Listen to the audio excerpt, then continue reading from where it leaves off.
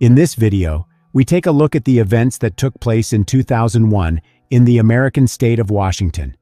36-year-old Dana Laskowski was a mother of 8-year-old triplets when she was found lying face down on a couch in her own home. For police, it was a tangled mystery with several suspects. Detectives checked out Dana's ex-husband, they checked out her boyfriend, they checked out other men. But the ending of this story was unpredictable, and the truth that was revealed shocked Dana's family. In 2001, Dana Laskowski was living in Puyallup, Washington, a quaint, quiet city with nature trails and tree-lined streets. Puyallup is a safe city with a low crime rate. But in August 2001, on an ordinary day, police receive a disturbing call about one of the city's newest residents. Dana was babysitting for 2 doctors and was supposed to arrive at work at 7:30 a.m., but she never showed up. This was very unusual for her, as she is very responsible. Her employers called the police and asked them to check on her welfare. At 11 a.m., the police arrived at Dana's house to make sure she was okay. They knocked on the door, but there was no answer. After checking the perimeter and looking in the windows, they did not see anything unusual. However, they found the back door open and decided to enter the house. The officers found Dana on the couch in the living room, under the blankets. She was lying with her head propped up on her arm and her other hand placed behind her back. Unfortunately, she was dead. Police did a cursory examination of the body for injuries such as stab wounds or gunshot wounds. They didn't find any of it, but they did notice injuries on her neck. There were marks indicating that she had been strangled. Sure, there are crime scenes where there are blood spatters, a victim on the ground, visible injuries, maybe a mess all over the room. That's not what happened in Dana's house. There were no weapons, nothing really broken. Dana was lying face down on the couch. When police turned her over, they found bruises on her neck and dried blood around her nose and ears. The medical examiner ruled that Dana had died from being strangled to death, probably by her own scarf. So police were looking for any trace evidence, DNA, body fluids, anything they could use to try to identify the killer. Dana's body was lying on the couch in an unnatural position. One of her arms was wrapped behind her back. She was lying face down. This suggested that there had been a struggle between her and the perpetrator. Whoever did this had enough strength to overpower someone who was literally fighting for her life. The facts indicated that the perpetrator was strong. There were abrasions on Dana's knees and elbows, indicating that she was not killed on the couch. Forensics treated the living room carpet with luminol and found traces of blood on it. This indicated that Dana was killed on the floor. The person who killed her then picked her up and placed her on the couch and covered her with a blanket. Investigators speculated that the killer was trying to make Dana comfortable. In this case, the fact that she was covered with a blanket may indicate that the perpetrator was feeling remorse or guilt. Maybe the killer was someone who felt affection for Dana. This isn't some random burglar who broke into the house. This is someone who may have known her, and that's important when looking for suspects. After the autopsy was performed, the police obtained important information. The medical examiner was able to approximate that Dana had been dead for several hours before police arrived and had likely died during the night or early morning hours of that day. Detectives began interviewing neighbors, and one of them said he heard a woman's screams coming from around 1 a.m. This provided police with their first idea of the time frame. By 7:30 a.m., Dana was likely dead, as she had failed to show up for work. After determining that Dana was killed between 1 o'clock and 7:30 a.m., the investigation delved deeper into her life in search of suspects. Dana was a mother of triplets, aged 8, who were with their father, her husband Steve, at the time of her death. They had recently separated, and this came to the attention of the police. Dana had started a new life, including new acquaintances, which increased the number of potential suspects among those she might have let into her home. Detectives reached out to her employers to see if Dana had been disturbed by any of the individuals she was dating. The people she worked for as a nanny mentioned a man named Adam who began stalking her. Dana had recently moved, and Adam, who worked for a cable company, was doing work at her house. Upon completion of the work, he asked Dana out on a date. Despite her refusal, he never gave up trying to spend the evening with her. Adam wouldn't take no for an answer, and his behavior eventually began to frighten Dana. She spoke of notes on the door, flowers and gifts, and constant messages from him that wouldn't stop. These actions indicated compulsive, controlling, and angry behavior that could lead Adam to consider committing a crime. Police learned that Dana had warned people that if anything happened to her, Adam would be responsible. Thus, Adam found himself in the spotlight as the prime suspect. His possible motive and behavior seemed to be convincing signs of guilt. Against all odds, Adam denied any involvement in Dana's death during his interrogation. The police thoroughly investigated his surroundings. They searched his car and his work locker, but found nothing suspicious. Adam behaved aggressively during the interrogation, insisting on his innocence. He was asked about his whereabouts on the night of the murder. Adam claimed to have stayed at home with friends. A check of his phone records confirmed what he said. Given his confirmed alibi, he was moved down the list of suspects in the investigation, and the police had to redirect their attention to other suspects. Investigators focused on a small but important piece of evidence, a phone number written fluently in pen on Dana's hand. After checking the number, they discovered that it belonged to a 35-year-old man named Julian. The fact that the phone number was written in pen on Dana's hand indicated its importance to her. Detectives tracked down Julian and invited him in for questioning to find out why his number was written on Dana's hand. His reluctance to give a coherent answer raised suspicion, which prompted them to look deeper into his relationship with Dana. Under pressure, Julian admitted that he was in a close relationship with Dana, even though she was dating his best friend Matt. After this revelation, detectives began to wonder if Julian could have been the killer. However, after checking his alibi, it turned out that on the night of the murder, he was at the bar from 10:30 p.m. to 1 a.m., as confirmed by witnesses and the establishment's staff. Thus, his alibi ruled out Julian as the killer. This led the detectives to wonder if Matt, after learning that Dana was secretly seeing his friend, could have committed the crime. Romantic relationships can awaken a storm of feelings in us, and such crimes are often caused by feelings that are out of control. Although it's not obvious to everyone, when it comes to crimes of this nature, the cause is often personal intimacy. This automatically brought Matt, the man Dana was romantically involved with, to the forefront as a suspect. Armed with Julian's information, investigators looked deeper into Dana and Matt's relationship. The asymmetry of feelings was obvious. Matt was burning with passion for Dana, while she, though she'd let him into her life, didn't have such strong feelings. Phone records showed that Dana was actively communicating with Matt on the night of the murder, with calls occurring between 11:30 p.m. and midnight. Dana's friends, in describing Matt, spoke of him as abrasive and rude, describing him as a biker who abused illegal substances and was capable of confronting several men at once, all of which made him an obvious suspect. While investigating Dana Laskowski, investigators discovered that Matt lived near Vancouver, Canada. That didn't make him immune to suspicion. He had the opportunity to drive from his house to Dana's house in a few hours. When questioned, Matt stated that he had planned to meet Dana, but he had been stopped at the border because of problems with his documents, which meant he was not involved in the crime. His alibi checked out. Since Matt was cleared of suspicion, investigators asked him for any information that could help solve Dana's murder.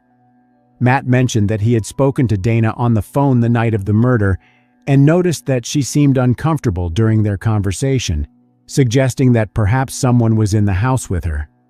Matt speculated that the mystery person could have been Dana's ex-husband, Steve. Talking to Steve was undoubtedly necessary, as he was the man Dana had spent part of her life with. He was the father of her triplets. A breakup is a difficult experience, and depending on the surrounding circumstances, a breakup can generate rage that can lead to murder. Perhaps after Dana left Steve, he was so angry that he decided to commit a crime. Passion, jealousy, and anger could have driven him to murder, all of which had to be considered. Detectives began to study Steve's identity and found out that he had issued a life insurance policy for Dana, adding financial motives to the list of possible motives for what happened. Steve was taken to the police station for questioning. In talking about his relationship with Dana, Steve appeared unusually withdrawn and aloof, reserved in his emotions. It was as if his feelings were extinguished. During the interview, the detectives noticed another suspicious detail. Steve had abrasions on his knees, similar to those on Dana's knees and elbows. Detectives suspected that an argument may have broken out between the two on the night of the murder. When detectives asked Steve about the abrasions on his knees, he explained that he had received them while playing baseball. However, one of the detectives there, being a true baseball expert, stated that such injuries were not consistent with typical injuries in that sport. After that, Steve became even more nervous. But did he have the opportunity to kill Dana?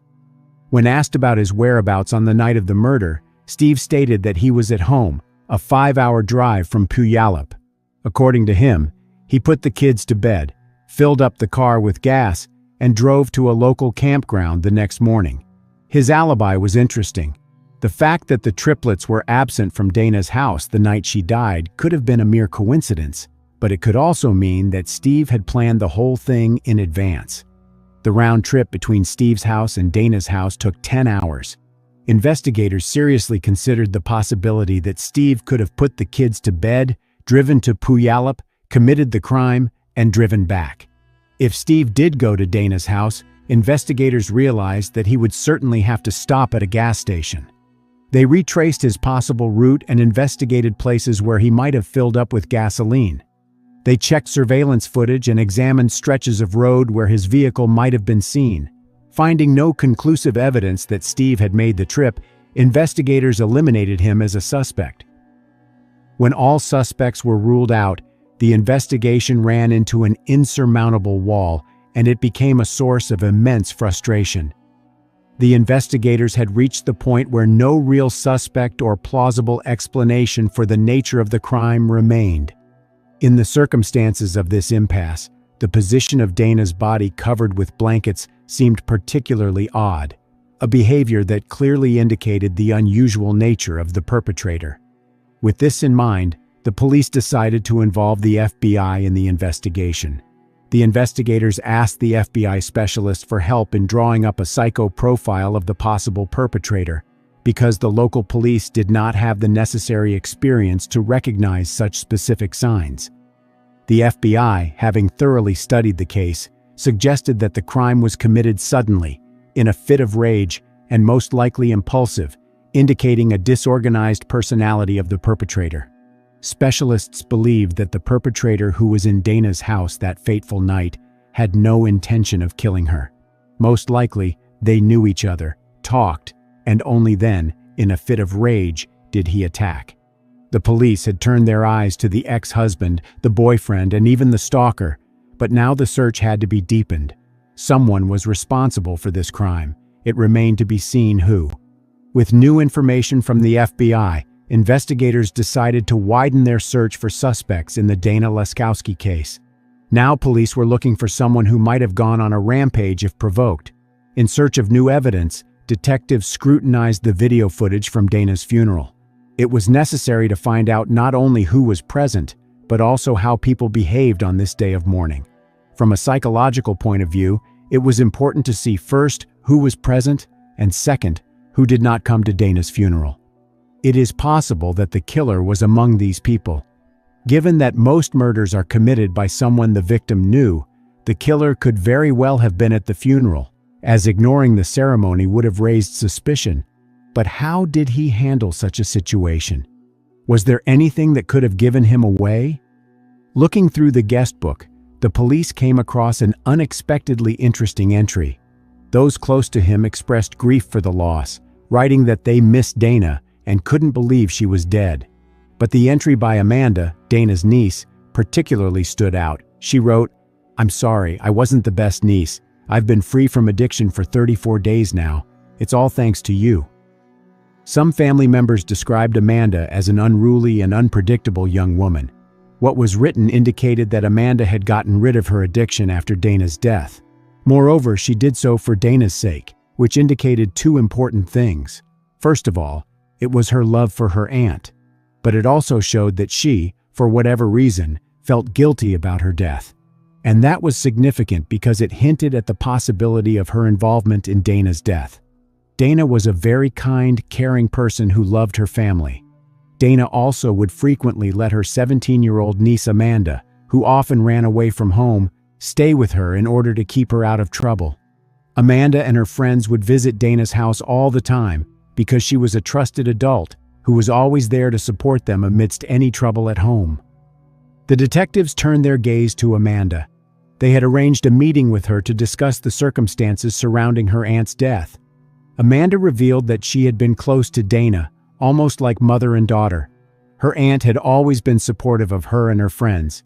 They were teenagers with unstable home environments who spent time in the park, linking their destiny with alcohol and illegal substances. This entire group had recently graduated from high school, but they had no concrete plans for their lives. Dana was trying to create a safe place for Amanda and her friends where they could come at all hours of the day and night. Therefore, the back door of Dana's house was always left open at night. When investigators asked Amanda about Dana's murder, she provided a list of people who had been in the house, specifically mentioning Zane.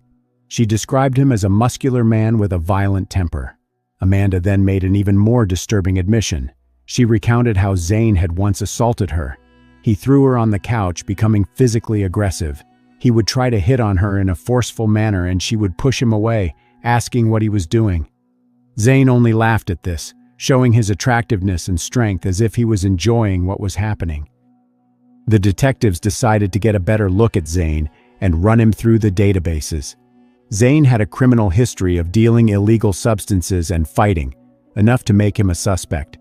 One of the detectives contacted his young informant to learn more about Zane.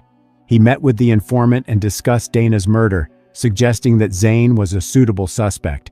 However, the informant stated with certainty that it wasn't Zane who had killed Dana. The killer was Emily, a young woman from Amanda's entourage. Emily Lauenborg was 17 years old, lived near Dana's house, and used illegal substances. Amanda and Emily were very close. Perhaps they were even best friends. The detective, upon hearing the story, began to doubt its veracity.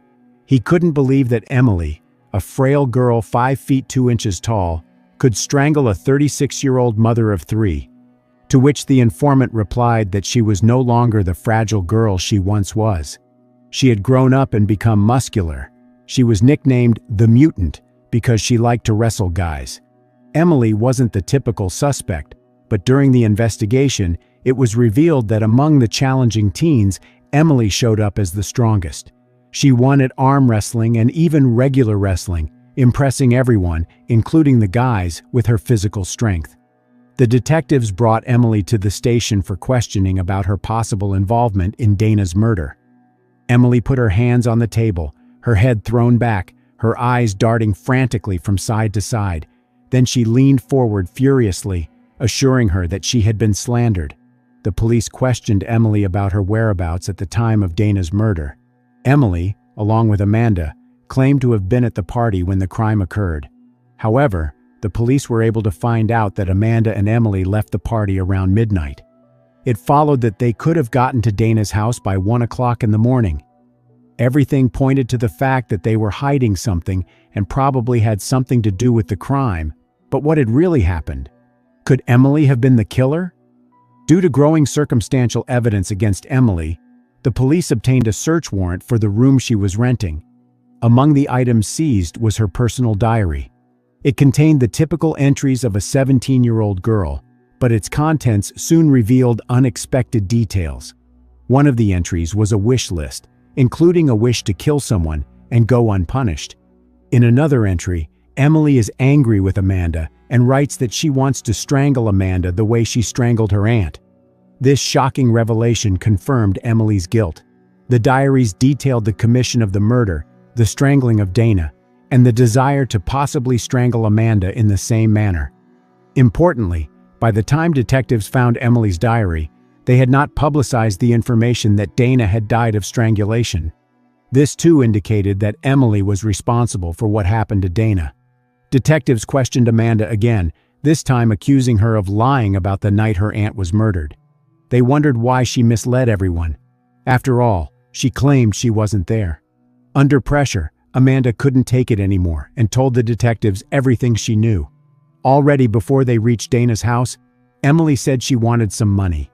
As they entered the living room, Dana heard a noise and woke up. She was surprised to see them. They told Dana that they needed money, but Dana replied that she didn't have any cash. But Emily was not satisfied with that answer and again asked Dana to give her some money. When Dana asked them to leave, she lightly nudged Emily towards the exit. However, Emily didn't like it and she wasn't going to stand for it. She went on a rampage and attacked Dana and strangled her in front of Amanda. Amanda screamed and told her to stop, but Emily wouldn't listen to her. Amanda watched Emily kill her aunt and took no action, which either indicates her fear of Emily or indicates that it happened so quickly that she probably didn't even realize what she was witnessing. The scream heard by a neighbor at 1 a.m. when Dana was killed was actually Amanda's scream, not Dana's. Emily laid Dana's body on the couch and covered it with a blanket. They took the small amount of money that Dana had. Before leaving, Emily paused for a moment to retrieve one item from Dana's closet, a black shirt. Emily showed up at Dana's funeral wearing that very shirt. It was her show of strength and dominance. The question plaguing the investigators was motive. Emily had told her friends that Amanda kept leaving her for her aunt, and it made her angry. Emily may have killed Dana to completely possess Amanda, as they were very close. Despite her role in Dana's murder, Amanda was offered a plea bargain and would not face jail time. They discussed at length what to do with Amanda, but investigators felt she was needed as a witness since she had seen the murder. If Amanda was charged with a crime, she would have the right to remain silent. So she became a witness and provided information about what happened that fateful night. It was the crucial information authorities needed. Still, prosecutors doubted they could prove Emily's guilt to a jury due to her inconspicuous physical size, and instead let her plead guilty to the lesser charge of manslaughter. She was found guilty and sentenced to 6.5 years in prison. After serving 5.5 years, Emily Lauenborg was released in 2008. She returned to Puyallup, changed her name, married and had children. The fact that Emily is now walking around free is sure to cause concern among locals. She'd already killed once and never regretted it. At the funeral, she was wearing the victim's clothes, like serial killers who wear souvenirs of their crimes.